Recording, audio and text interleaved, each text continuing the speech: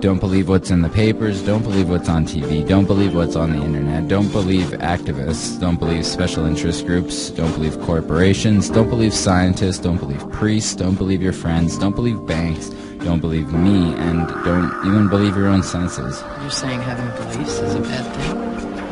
There's no way to know the truth about anything for sure, ever. So, instead of wasting time choosing and believing this or that, believe nothing, but understand as much as you can. Understandings are only approximations. They are ever-changing and evolving. New facts and new informations can sometimes turn your understandings over on their head. If you are wrong about something and you get corrected, you don't have to feel stupid or ignorant for believing something that was wrong. Instead, you can rejoice at your new knowledge and updated understandings. Understandings have no emotional attachment and therefore allow us to align ourselves with new realities as soon as they become evident, freeing us from the lag time and emotional upheaval involved in deconstructing a deeply held belief.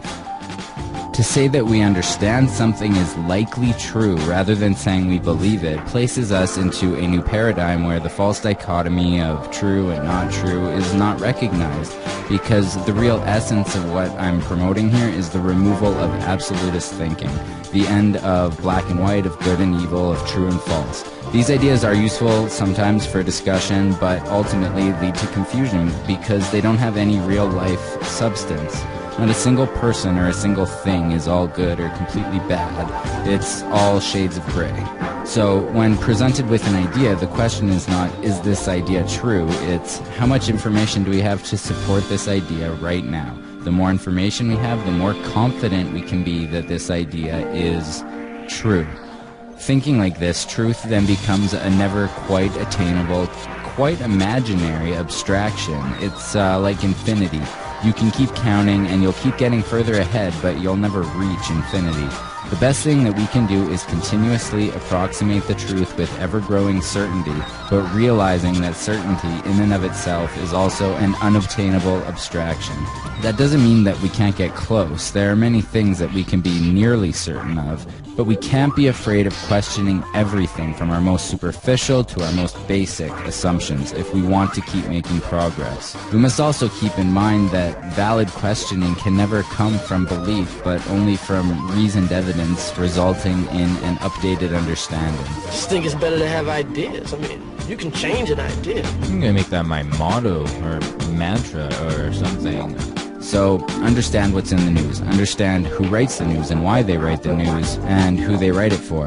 Understand what your friends say and try to understand where they might have gotten that information from and what biases they might be projecting onto that information. Understand that activists usually have very good intentions and are often saying something important, but understand their passion and the fact that passions can sometimes lead people astray, including lying for their causes. Same thing for priests and politicians. Understand that you can find supporting evidence for almost any position you want if you look for it, and our greatest tool for weighing the value and accuracy of any evidence, of approximating certainty with understandings, is science. But understand that scientists are human and they are not infallible and they are often wrong, especially when financial interests pressure researchers to find the results that they want, and research is severely limited in any field from which a profit cannot be made, or a field that may infringe on someone else's profit. Understand that our senses and memories can play tricks on us and others, and our minds tend to mold our perceptions of experiences to previously held notions without us even realizing it.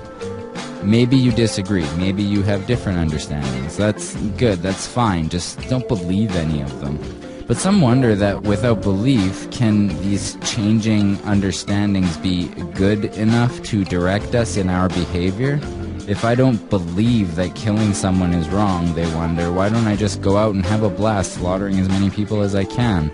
Well, it's because I value human life, and this is a value I've cultivated based on the understanding that I am a human life, and I understand and see and feel the beauty of other human lives. I see myself in them, and to do them harm is to harm myself, is to harm everyone. No need to believe anything to see that. At least that's how I understand it. I also understand that the less harm there is going around, the better off we'll all be. So yeah, I think understandings can actually offer a much more concrete direction for our species, because as with any new frontier, you must draw the map as you discover the landscape. Only a fool believes that he knows what is past the next mountain before he's crossed it.